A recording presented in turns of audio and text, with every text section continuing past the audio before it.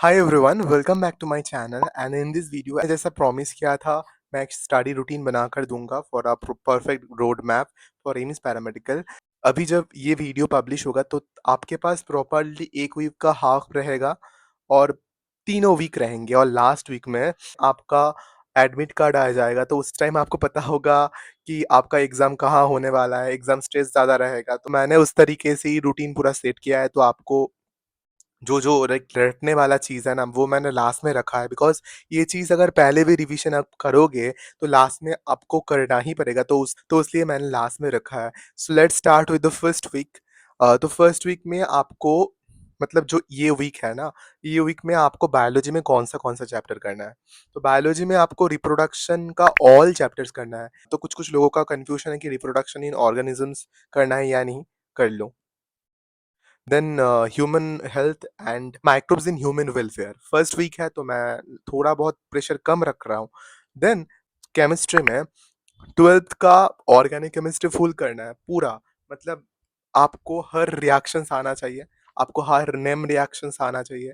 कुछ कुछ diagram based question अगर पूछे तो आपको आना चाहिए। मतलब आप 12 ऑर्गेनिक ही सिर्फ कर रहे हैं, उस रिलेटेड क्वेश्चन प्रैक्टिस करो। वन लाइनर जो होता है ना, एनसीईआरटी अगर अच्छे से पढ़ रहे हो ना, वो काफ़ी है।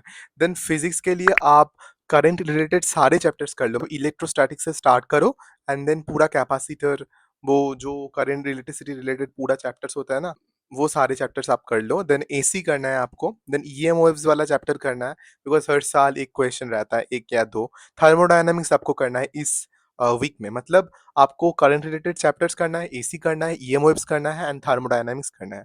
So moving to the next week. So next week में आपको बायोलॉजी में ह्यूमन फिजियोलॉजी करना है एंड देन इकोलॉजी के आपका सब चैप्टर करना है। मतलब सब इन्वायरमेंटल साइंसेस, मतलब सब चैप्टर करना है आपको। ओके। देन टू किंगडम्स करना है, प्लांट एंड एनिमल किंगडम हो गया। देन केमिस्ट्री में आता है, केमिस्ट्री में आपको 11th का ऑर्गेनिक केमिस्ट्री करना है। ओके। अगेन अगर पॉसिबल हो या आपके पास शॉर्ट नोट हो, मतलब आपने बनाया है नीट के लिए, then you can revise the 12th, मतलब जो आपने पिछले वीक किया था, बिकॉज नहीं तो आप भूल जाएंगे। बायोलॉजी के लिए भी सेम है, फिजिक्स के लिए सेम पूरा। मतलब अगर तुम क्वेश्चन प्रैक्टिस करने जाओगे तो तुम्हारा नहीं होगा, बिकॉज मैं बहुत सारे चैप्टर मेंशन कर रहा हूँ ना, उनका क्वेश्चन भी आपको करना है। तो आप एक काम कर सकते हो, सोचो कि थर्ड वीक का कर रहे हो तो सेकेंड वीक का आपका फिजिक्स का फॉर्मूला आपको रिवीजन करना है, वो आपके लिए अच्छा रहेगा। देन केमिस्ट्री में जैसे कहा कि 11 का ऑर्गेनिक केमिस्ट्री पढ़ना पड़ेगा। फिजिक्स का सेकेंड वीक का रूटीन है यूनिट एंड डायमेंशंस, एरर अच्छे से करना, स्केल वगैरह जो है ना वो अच्छे से करना, बहुत इंपॉर्टेंट है। देन एनएलएम करना है एंड डब्ल्यूईपी करना है। देन आपको ग्रेविटेशन करना है। ग्रेविटेशन में आपको सीओएम करना है। Okay. Then moving to the third week में आपको बायोलॉजी में क्या क्या करना है। तो बायोलॉजी में जेनेटिक्स का 2 चैप्टर्स करना है, ये बहुत इंपॉर्टेंट है। देन आपको प्लांट फिजियोलॉजी करना है। ओके। प्लांट फिजियोलॉजी के बाद आपको सेल साइकिल, बायोमोलिक्यूल्स, ये सारे चैप्टर करना है। बायोमोलिक्यूल्स से अगेन एंजाइम बहुत इंपॉर्टेंट है, ये आएगा।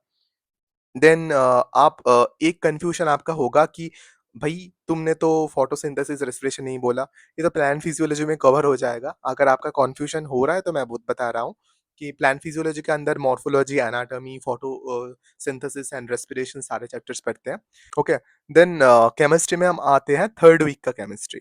11th प्लस 12th का फिजिकल पूरा करना है आपको, प्लस बैकरी वाइज अगर पॉसिबल हो ऑर्गेनिक का, मतलब इंपॉर्टेंट रिएक्शंस आप देख रहे हो।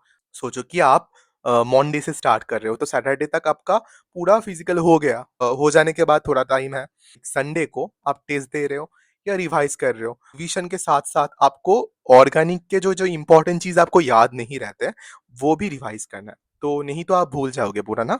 देन फिजिक्स में आपको काइनेमेटिक्स करना है, मैग्नेटिज्म करना है, ऑप्टिक्स करना है। ऑप्टिक्स अगर आपको नहीं आता, बहुत सारे लोगों को ऑप्टिक्स में दिक्कत होता है, तो थोड़ा बहुत देख लो, मतलब थोड़ा बहुत। देन मॉडर्न फिजिक्स करना, ये बहुत इंपॉर्टेंट है। देन आते हैं last and the most crucial week. इस वीक में सिर्फ आपको कॉम्प्लीशन नहीं करना, इस वीक में आपको रिवीजन भी करना है and it's the most vital week. अगर आपने लाइक पैरामेडिकल को ऐसे साइड कैरियर चूज किया है या आपने इस एग्जाम को लाइक लास्ट चांस और या होप सोचा है, तो देन फोर्थ वीक में आपका आता है biotechnology. Again animal husbandry, okay. कुछ लोग बोलेंगे कि ये तो अगेन नीट में नहीं था, तो देखो नीट में जो चीज़ ऐड हुआ है मतलब सॉल्ट एनालिसिस वो सारा चीज़ उतना लाइक ज़रूरत नहीं है, बट पिछली ईयर तो नहीं था। एंड मैं ये कहूँगा कि एनिमल हस्बेंड्री पढ़ के जाना। तो एनिमल हस्बेंड्री का जो लाइक ब्रीड्स वगैरह होता है ना, ये पढ़ना है, ये नेम आता है। देन जनरल चैप्टर के अंदर में क्या पढ़ता है? Living world, biological classification and evolution. Evolution बहुत अच्छा चैप्टर है। इवोल्यूशन में अगेन बहुत सारा थ्योरी लास्ट में है, तो मैंने इसलिए इस चैप्टर को लास्ट में रखा है एंड इम्पोर्टेंट चैप्टर भी है। देन केमिस्ट्री में आपको क्या पढ़ना है? केमिस्ट्री में आपको 11 एंड 12 का टोटल इनऑर्गेनिक पोर्शन पढ़ना है। क्यों? बिकॉज़ इनऑर्गेनिक आपको रट्टा मारना ही पड़ेगा, मतलब लास्ट में कुछ-कुछ चीज़ ऐसा होता है ना, आपको बार-बार ये देखना पड़ेगा, तो मैंने इसको लास्ट में ही रखा है कि लास्ट टाइम आप रिविज़न कर सकते हो। साथ-साथ back revise is must because it's the last week and physics and chemistry आपको अच्छे से तैयार करके जाना है। उम, अगर फिज़िक्स अच्छे से नहीं तैयार हो रहा, तो केमिस्ट्री में ध्यान दो, बायोलॉजी तो आपको आता है अगर आप नीट एस्पिरेंट थे। देन केमिस्ट्री में हो गया। तो फिज़िक्स में इस वीक के लिए मैंने कुछ नहीं रखा बिकॉज़ इस वीक का थोड़ा बहुत आपको स्ट्रेस रहेगा। आपका एडमिट कार्ड रिलीज़ हो जाएगा, देन आपका एग्ज़ाम एक स्ट्रेस रहेगा कि होगा या नहीं। ट्रॉमा रहता है ना नीट का थोड़ा बहुत कि लास्ट वीक आपको अच्छे से रिवाइज़ करना है। And note one thing that last week आपको 3-4 दिन पहले ही आपका रिविज़न खत्म करना है। पूरा वीक रिविज़न के लिए नहीं रखना है। आपको पकड़ के चलना है कि 3-4 दिन आपको लाइक वेस्ट होगा ट्रैवल में, या 2 दिन हो सकता है आपका एग्ज़ाम सेंटर दूर पड़ सकता है।